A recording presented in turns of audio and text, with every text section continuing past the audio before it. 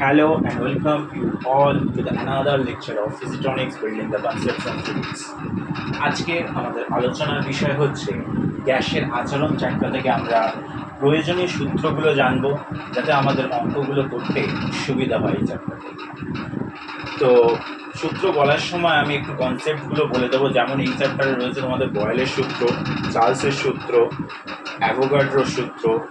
এই যে সূত্রগুলো রয়েছে এই সূত্রগুলো বেসিক যে সূত্র মানে তার বক্তব্য কী এবং তার গাণিতিক রূপ কী, তাই সেক্ষেত্রে স্থির রাশি কোনগুলো সেগুলো জানতে হয়। আর সেখান থেকে সূত্রগুলো আলটিমেট সূত্র কী আসে সেটা জানতে হবে। আর যদি সেই সূত্রগুলো আমরা জেনে যাই তাহলে সেগুলো কী করতে হবে, অঙ্কে আমাদের করতে সুবিধা হবে। ঠিক আছে, তো এটা খেয়াল রাখবে। আমরা প্রথমে যে সূত্র আমাদের মনে রাখতে হবে সেটা হচ্ছে বয়েলের সূত্র। বয়েলের সূত্র কী ছিল? বলা হয় যে স্থির উষ্ণতায় নির্দিষ্ট ভরের কোনো গ্যাসের আয়তন গ্যাসটির চাপের সঙ্গে ব্যস্তানুপাতে পরিবর্তিত হয়। সেখানে আমরা দেখেছি বয়েলের সূত্রে বলা হয়েছিল ভি প্রপোর্শনাল 1/p, এবং সেটাকে সমাধান করার পরে আমরা পেয়েছিলাম P1 V1 is equal to P2 V2, P1 V1 is equal to P2 V2। এবার যদি বলে এটা P1 V1 P2 V2 কী করে আসলো, যদি এটাকে সলভ করি, ক্রস মাল্টিপ্লাই করি, আগে আমরা কী করবো, এটাকে আমরা একটা কনস্ট্যান্ট নিয়ে নেবো, একটা ধ্রুবক নিয়ে নেবো, V is equal to K into 1/p। কে হচ্ছে ধ্রুবক, এখানে ধ্রুবক হিসেবে থাকবে, তাহলে ক্রস মাল্টিপ্লাই করলে কি হবে,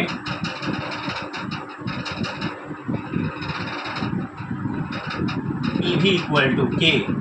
এবারে যদি দুটো গ্যাস হয়, একটা গ্যাসের আয়তন P1 আর অন্য গ্যাসের আয়তন যদি V1 হয়, ঠিক অনুরূপভাবে একটি গ্যাসের চাপ যদি P1 এবং আয়তন V1 আর গ্যাসটির চাপ যদি অন্য একটা গ্যাস রয়েছে যার চাপ হচ্ছে P2 এবং আয়তন হচ্ছে V2, তাহলে বয়েলের সূত্র থেকে আমরা এখান থেকে লিখতে পারি, তাহলে একটা গ্যাস নিলাম, কি কোনো গ্যাস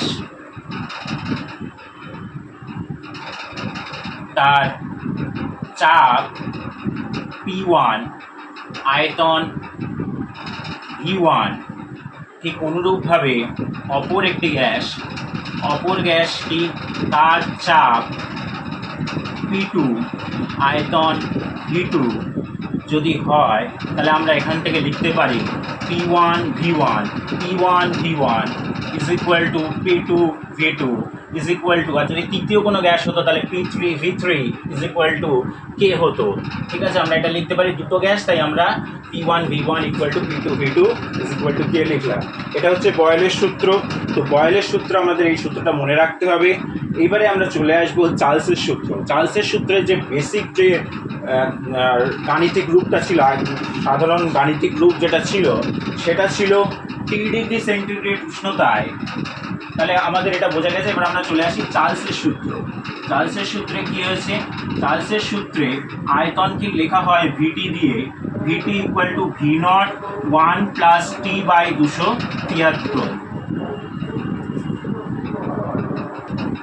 এখানে VT হলো T°C উষ্ণতায়, T°C উষ্ণতায় গ্যাসের আয়তন।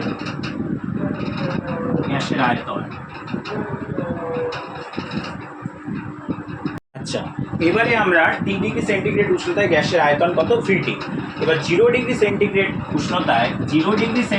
উষ্ণতায় আয়তন আমরা V0 ধরেছি। 0°C উষ্ণতায় গ্যাসের আয়তন হচ্ছে V0। তাহলে 0°C উষ্ণতায় গ্যাসের আয়তন, T°C উষ্ণতায় গ্যাসের আয়তন এবং উষ্ণতা T°C, টিটা কিন্তু ডিগ্রি সেন্টিগ্রেডে আছে, তাদের মধ্যে আমরা এই সম্পর্কটা পেয়ে গেলাম। এবার একটা সম্পর্ক তোমাদের পড়তে হবে, যেটা হচ্ছে সেলসিয়াস স্কেলের সঙ্গে আর কেলভিন স্কেলের কী সম্পর্ক। সেলসিয়াস স্কেল আর কেলভিন স্কেলের মধ্যে কী সম্পর্ক, ডিগ্রি সেন্টিগ্রেড আর কেলভিনের কী সম্পর্ক।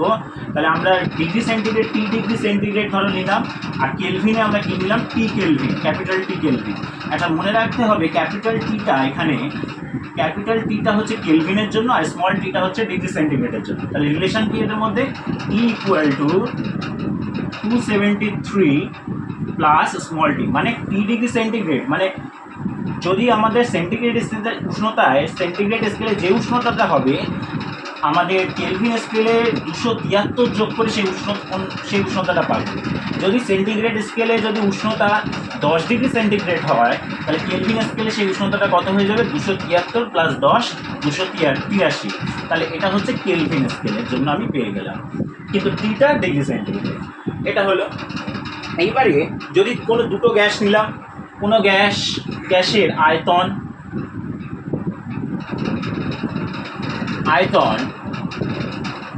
ধরে নাও V1, ঠিক একইভাবে তার উষ্ণতা T1 উষ্ণতায় তার আয়তনটা আমি ধরে নিলাম, T1 উষ্ণতায় কোনো গ্যাসের আয়তন আমি ধরে নিলাম V1, আর T2 উষ্ণতায় সেই গ্যাসের আয়তন আমি ধরে নিলাম V2।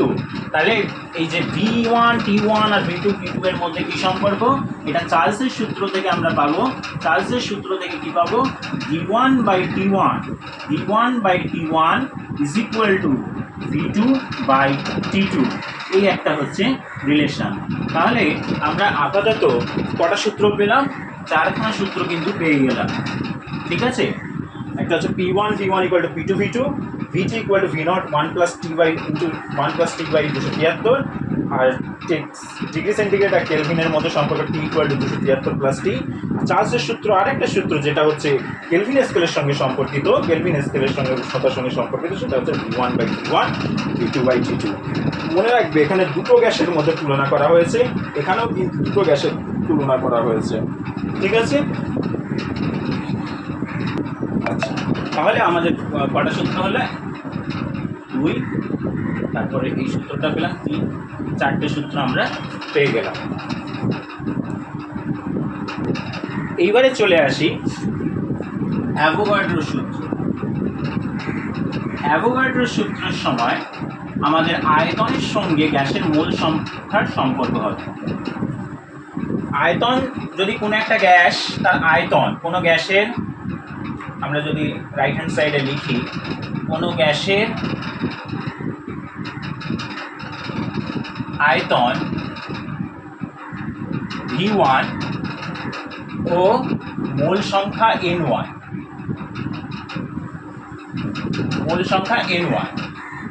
আর অপর কোনো গ্যাস সে আয়তন V2 ও মোল সংখ্যা N2। তাহলে এদের মধ্যে সম্পর্ক কি হবে? V1/N1 is equal two V2/N2। ঠিক আছে, V1/N1 is equal two V2/N2। এটা হলো অ্যাভোগাড্রো সূত্র।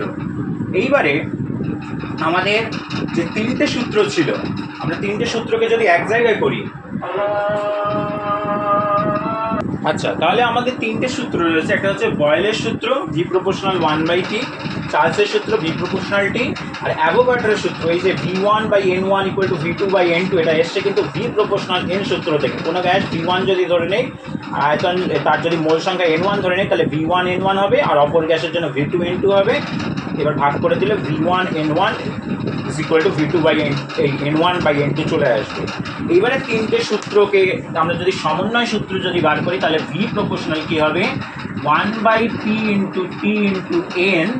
তাহলে আমি একটা যদি কনস্ট্যান্ট নেই, এই কনস্ট্যান্টকে উপরে রইল NT/P, ক্রস মাল্টিপ্লাই করো, তাহলে কত হবে? PV equal to NKT। এইবারে দেখা যায় K এর মান সার্বজনীন ধ্রুবক R এর সমান হয়, তাহলে PV সমান সমান nRT হয়ে যায়। এই যে PV ইকুয়াল টু nRT, এই ফর্মুলাটা হচ্ছে আদর্শ গ্যাস সমীকরণ। এইবারে N যে মোল সংখ্যা আর R হচ্ছে এখানে সার্বজনীন গ্যাস ধ্রুবক, আর T তো কেলভিন স্কেলের উষ্ণতা, তাহলে এটা হচ্ছে আদর্শ গ্যাস সমীকরণ PV ইকুয়াল টু nRT। তাহলে আমরা নেক্সট সূত্র কি পেলাম? নেক্সট সূত্র পেলাম PV ইকুয়াল টু nRT। তাহলে সূত্র নাম্বার 5 কি? অ্যাভোগাড্রোর সূত্র V1/N1 equal to V2/N2। Formula 6 হচ্ছে PV ইকুয়াল টু nRT। আরেকটা হয় যদি আমি দুটো গ্যাস ধরে নিই, যে দুটো গ্যাসের ক্ষেত্রে ধরে নিলাম যে একটা গ্যাসের ক্ষেত্রে চাপ হচ্ছে P1, আয়তন হচ্ছে V1, উষ্ণতা হচ্ছে T1। আর ঠিক একইভাবে অপর কোনো গ্যাস রয়েছে, তার চাপ হচ্ছে P2, আয়তন হচ্ছে V2 আর উষ্ণতা হচ্ছে T2। তাহলে এই যে দুটো গ্যাস পেলাম তাদের মধ্যে সম্পর্ক কী, মানে চাপ আয়তন উষ্ণতা সম্পর্ক কী? তাহলে আমরা লিখতে পারি P1 V1 by T1 is equal to P2 V2 by T2, P2 V2 by T2।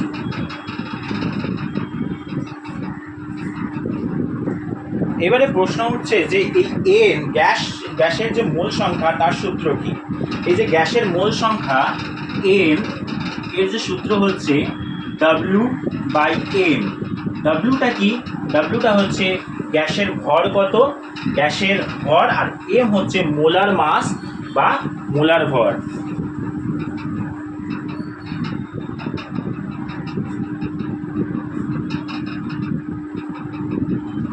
তাহলে কি বললাম? ডব্লিউটা কি? গ্যাসের ভর, গ্যাসের ভর, আর এমটা কি? মোলার ভর, মোলার মাস বা মোলার ভর। ঠিক আছে, তাহলে আমরা কি করতে পারি, এই এন ইকুয়াল টু W/M, এটা একটা ফর্মুলা, এই ফর্মুলাতেই অঙ্ক করতে হতে পারে। আর আমরা এই যে এন, এই এনের ভ্যালু W/M, তার আমরা এই ইকুয়েশনে বসিয়ে দিতে পারি। তাহলে PV ইকুয়াল টু কী হয়ে যাবে? W/M RT। ঠিক আছে, তাহলে আমরা এটাকে আর একটা ফর্মুলা ব্র্যাকেট দিয়ে লিখে দিলাম। তো আমাদের এই যে ফর্মুলাগুলো রয়েছে গ্যাসের আচরণ চ্যাপ্টার, এগুলো খুবই গুরুত্বপূর্ণ, এগুলো দিয়েই অঙ্ক হবে। এবার কোশ্চেন পড়ে আমাদেরকে সেটা বুঝতে হবে যে আমরা কোন ফর্মুলা অ্যাপ্লাই করব। পরের ভিডিওতে আমরা গাণিতিক সমস্যা নিয়ে আলোচনা করব, তখন দেখবে ব্যাপারটা অনেকটা ইজি মনে হবে। আচ্ছা, এরপরে আমাদের একটা কারেকশন করতে হবে এই জায়গাটায়। এই জায়গাটা ভি ছিল, আমি টি লিখে ফেলেছি, তো এই জায়গাটায় ভি হবে, বাকি সব ঠিক আছে। T V equal to N K T.